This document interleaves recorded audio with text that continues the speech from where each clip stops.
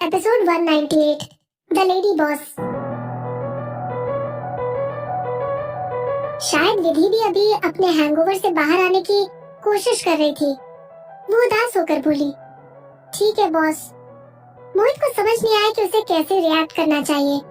अपने चेहरे पर आ गई स्माइल को छिपाने के लिए उत्कर्ष ने चुपचाप अपना चेहरा दूसरी तरफ घुमा लिया।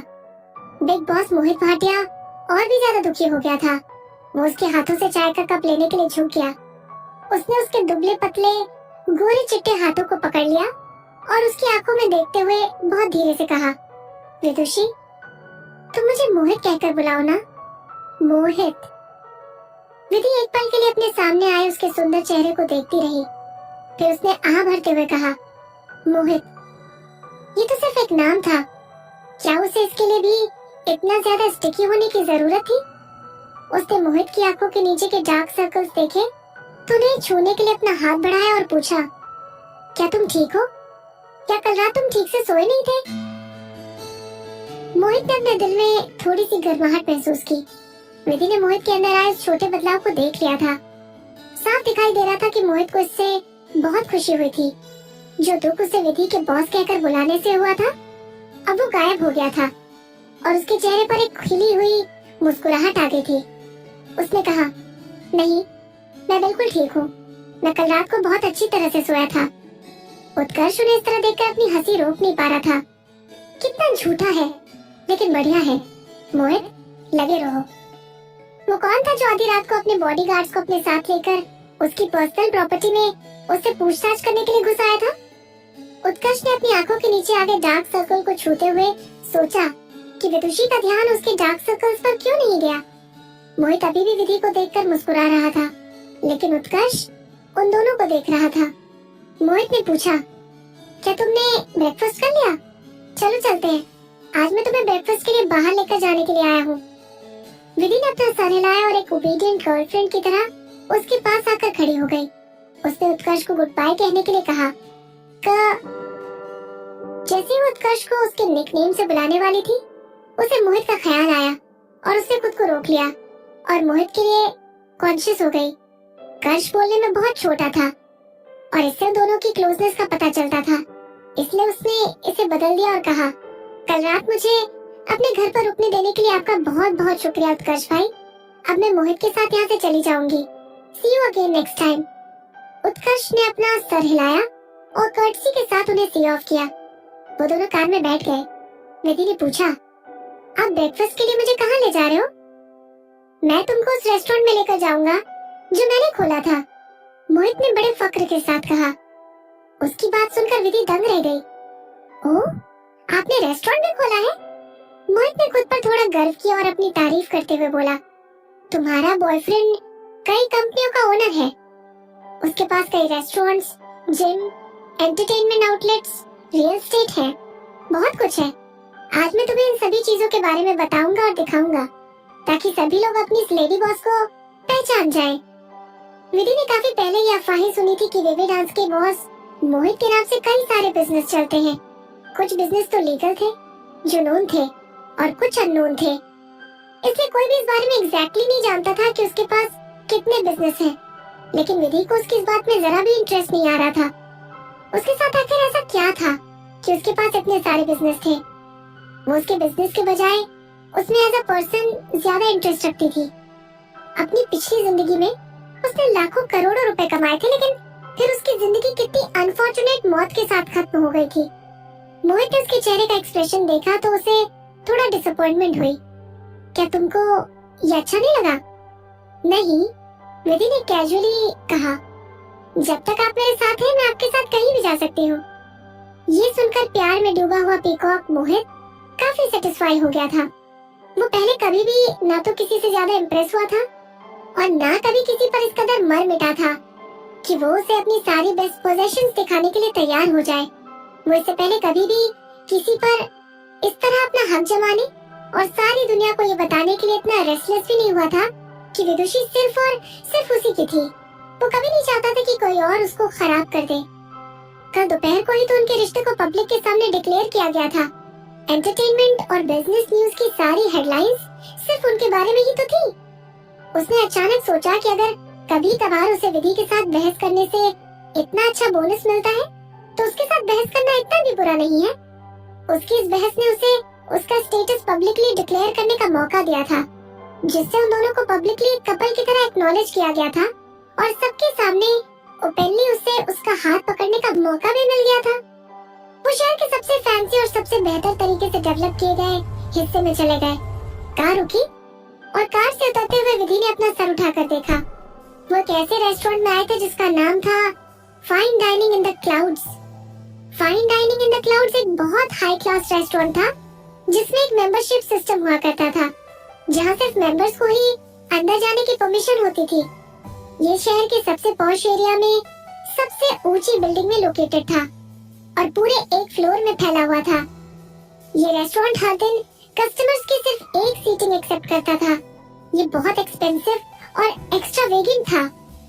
ये रेस्टोरेंट अपने डिलीशियस खाने, अमेजिंग एम्बियंस और फ्लॉलेस सर्विस लेवल्स के लिए जाना जाता था।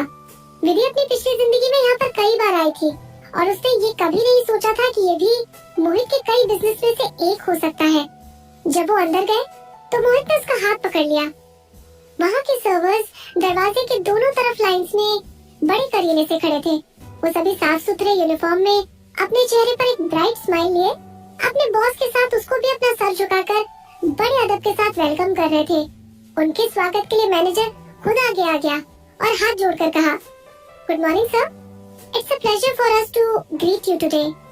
आज अपने बिग बॉस को अपने रेस्टोरेंट में सुबह सुबह आया हुआ देखकर मैनेजर बहुत ऑनर्ड फील कर रहा था। मोहित ने सभी की तरफ देखते हुए कहा, ये आपकी लेडी बॉस है। इस अनाउंसमेंट के साथ मोहित ने विधि की तरफ देखा। जब आप इन्हें अगली बार देखें तो इन्हें बिल्कुल वैसा ही ट्रीट कीजिए जैसा आपने आज इन्हें मेरे साथ ट्रीट किया है। सारा स्टाफ एक साथ एक जोरदार आवाज में बोला, यस बॉस।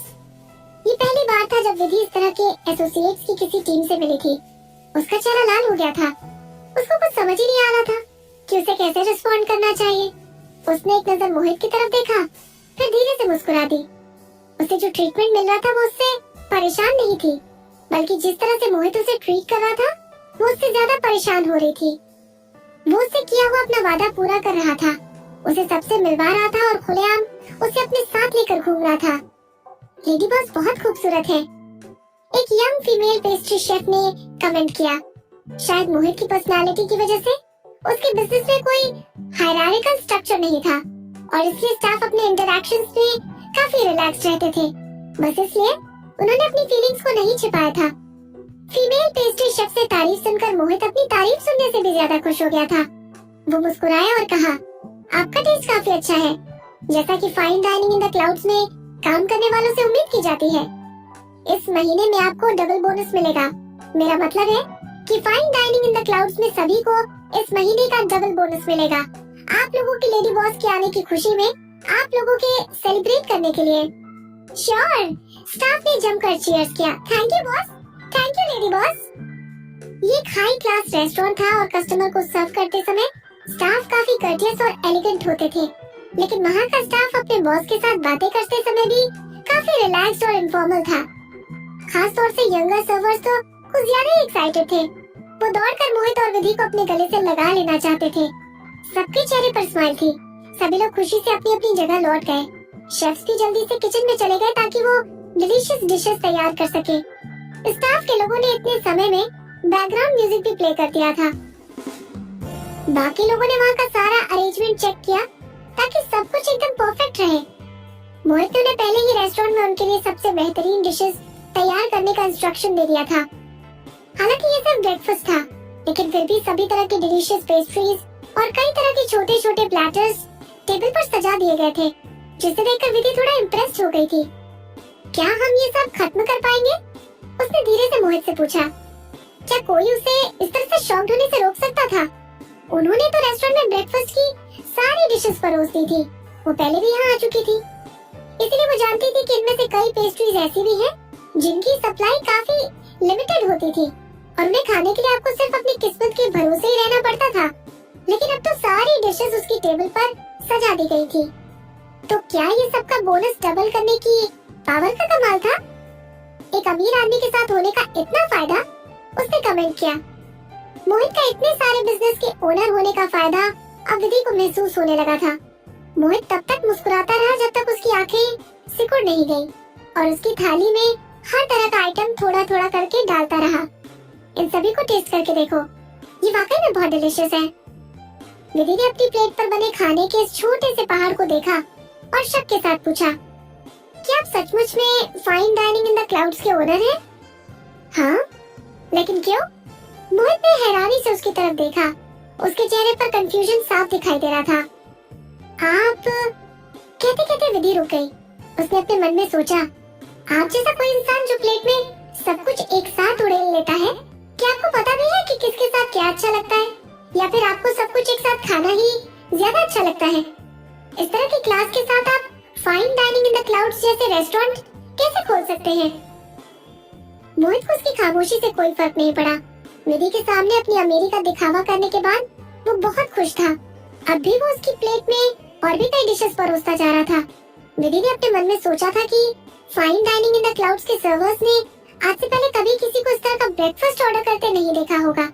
ये शायद उनके लिए भी आज तक का सबसे ज्यादा एक्स्ट्रावेगेंट मील रहा होगा, चाहे जो भी हो, क्योंकि मोहित उनका बॉस था और उन सभी का बोनस डबल करने जैसे पर्क्स भी दे सकता था। सभी सर्वर परफेक्टली नॉर्मल लग रहे थे और प्यारी सी स्माइल के साथ बड़ी सिंसियरली पूरे ब्रेकफास्ट के दौरान वो उन्हें कंफर्टेबल बनाने में बिजी थे। विधि ने इतना खा लिया था कि उसे लगने लगा था कि जैसे कि अब वो फटने वाली है। वो कुर्सी पर बैठ गई थी और अब उसमें जरा सी भी हिलने डुलने की हिम्मत नहीं बची थी। मोहित ने उसकी ओर देखते हुए उसकी चिन को अपने हाथ में टिका लिया। क्या तुम ज्यादा थक गई हो? थोड़ा रिलैक्स कर लो और ब्रेकफास्ट डाइजेस्ट कर लो। मैं थोड़ी देर में तुमको जिम दिखाने के लिए ले जाऊंगा।